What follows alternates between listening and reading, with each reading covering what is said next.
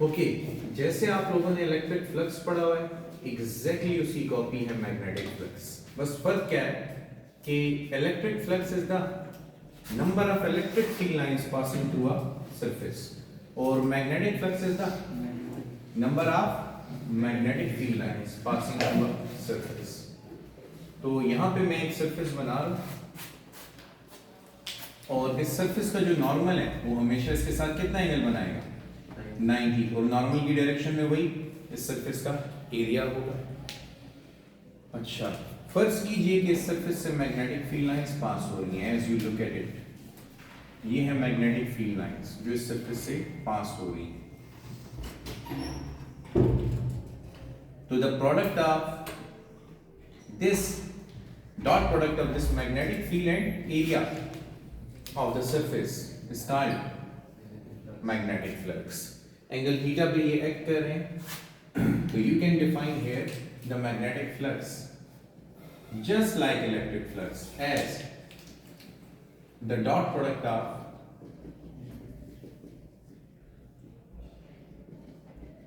Magnetic field B and area of the surface A।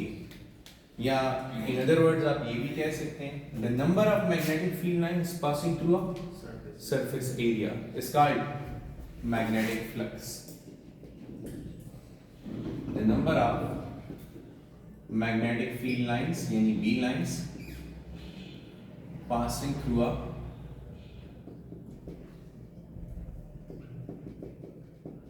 surface is called magnetic flux. Symbolically आप इसको कैसे show करेंगे? तो symbolically you represent magnetic flux by symbol phi b और mathematically आप इसे कैसे शो करेंगे? Mathematically it is a dot product of magnetic field and area. Dot product को ओपन करें तो magnetic flux is equal to BA cos theta. अब ये इक्वेशन कब वैलिड है? ये इक्वेशन कब वैलिड है? तो जैसे इलेक्ट्रिक फ्लक्स की इक्वेशन थी कब वैलिड है? जब इलेक्ट्रिक फील्ड कांस्टेंट हो। पहली बात हमने ये की तो यहां पर भी हम यही लिखेंगे कि ये इक्वेशन कब वैलिड है? पहली कंडीशन जब मैग्नेटिक फील्ड कांस्टेंट हो, जब एंगल की रेंज डॉट प्रोडक्ट्स के लिए तमाम एंगल की रेंज लेस देन और equal to 180 and greater than equal to 0 हो। ठीक है। और तीसरी कंडीशन सरफेस की जो प्रॉपर्टीज है, हाँ यस, सरफेस क्या क्या हो, ओपन भी हो और फ्लैट भी हो। ठीक है, surface should be open and flat surface, तब ये इक्वेशन वैलिड है, आप इसे यूज कर सकते हैं। अच्छा फैक्टर्स बता दें तो मैग्नेटिक फ्लक्स इस इक्वेशन को देखें कितने फैक्टर्स पे डिपेंड कर रहा है? 1 2 एंड 3 फैक्टर्स पे। तो पहला फैक्टर, अगर आप बाकी दो फैक्टर्स को कांस्टेंट रखें तो flux is directly proportional to magnetic field. जितनी मैग्नेटिक फील्ड ज्यादा होगी फ्लक्स भी, keeping the angle and area constant. इस डायग्राम में देखें इस चीज को, ये आपके पास एक सरफेस, ठीक है, बल्कि इस सरफेस को थोड़ा बड़ा ही कर दें तो बेहतर है क्योंकि एरिया में हमने वैसे भी कांस्टेंट रखना है। तो ये आपके पास एक सरफेस है। ठीक है, अब बताएं अगर ये सरफेस का एरिया वेक्टर है और इस सरफेस में से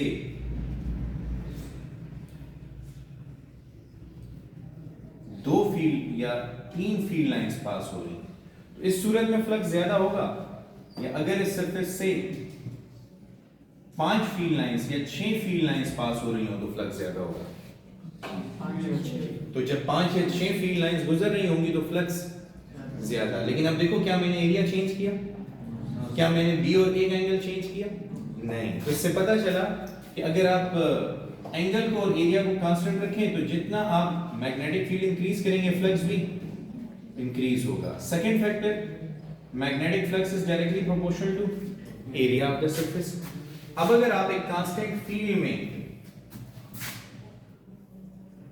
दो सरफेसेस को रखें, एक सरफेस का एरिया कम होगा और एक का एरिया ज्यादा, जैसे कि आप देख रहे हैं,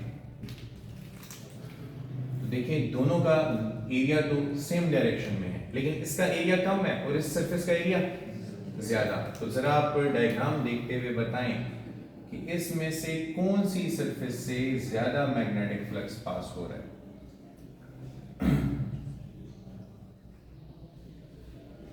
छोटी सरफेस से या बड़ी सरफेस से? छोटी सरफेस से कितनी फील्ड लाइंस पास हो रही हैं? दो। लेकिन बड़ी सरफेस से 6। तो अगर आपने एरिया को इंक्रीज किया फील्ड और एंगल को कांस्टेंट रखते हुए तो फिर फ्लक्स ज्यादा हो जाएगा, एरिया को कम किया तो फ्लक्स कम हो जाएगा। अच्छा, इसी तरह थर्ड केस में थीटा पे डिपेंडेंस है। अब थीटा 0 हो तो क्या होगा और थीटा 90 हो तो क्या होगा, और थीटा 180 हो तो क्या होगा। तो थीटा 0 होगा, ये मैग्नेटिक फील्ड की, ठीक है। अब देखते हैं, देखिए ये सरफेस है। अच्छा बताएं ये एंगल थीटा किस किस के दरमियान है? बी और ए के दरमियान है। ये मैग्नेटिक फील्ड और सरफेस के दरमियान नहीं है, ठीक है। तो इधर देखें जरा,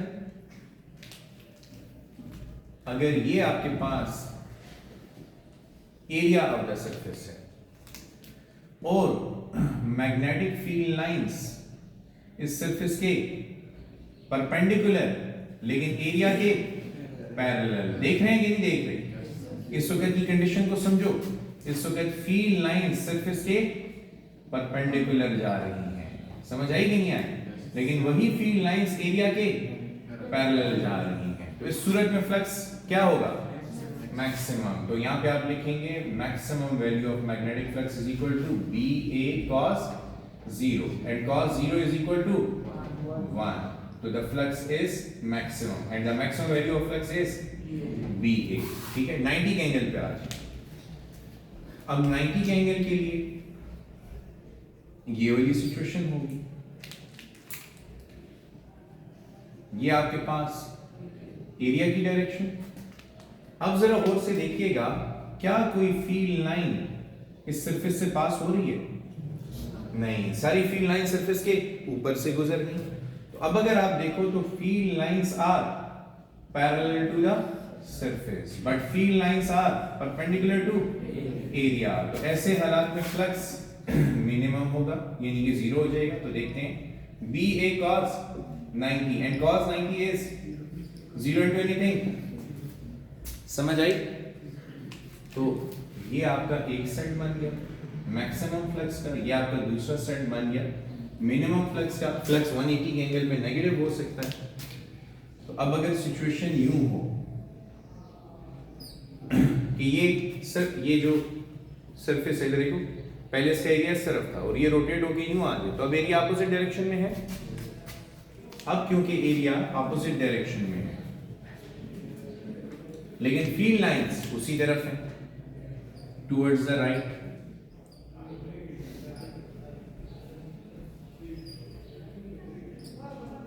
ये सिचुएशन। तो अब बताओ एंगल कितना है?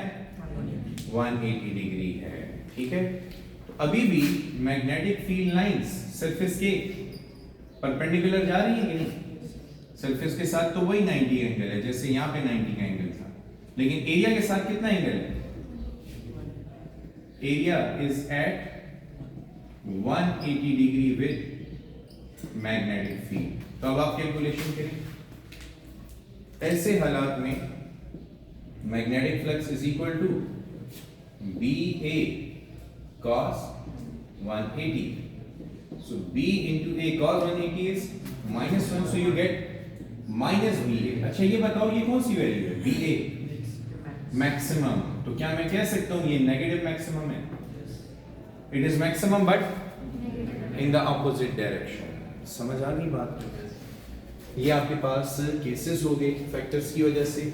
फाइनली हम इसका यूनिट सॉल्व कर लेते हैं मैग्नेटिक फ्लक्स का, ठीक है। अब बताओ मैग्नेटिक फील्ड का क्या यूनिट है? टेस्ला। अगर ऐसा यूनिट पे बात की जाए तो यहाँ पे लिख देते हैं फ्लक्स, मैग्नेटिक फ्लक्स, यहाँ पे फील्ड, यहाँ पे एरिया, और इस पे खूबसूरत तरीके से टेबुलेट कर देते हैं।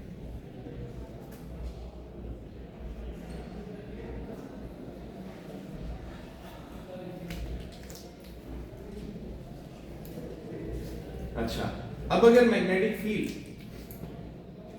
1 टेस्ला हो और area of the surface 1 metre square हो, तो फिर मैग्नेटिक फ्लक्स 1 वेबर होगा। Then the magnetic flux is 1 weber. और अगर मैग्नेटिक फील्ड 1 गॉस हो और area of the surface 1 centimetre square हो, तो फिर मैग्नेटिक फ्लक्स 1 मैक्सवेल होगा।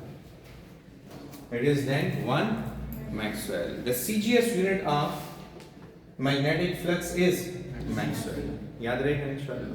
Thank you for today.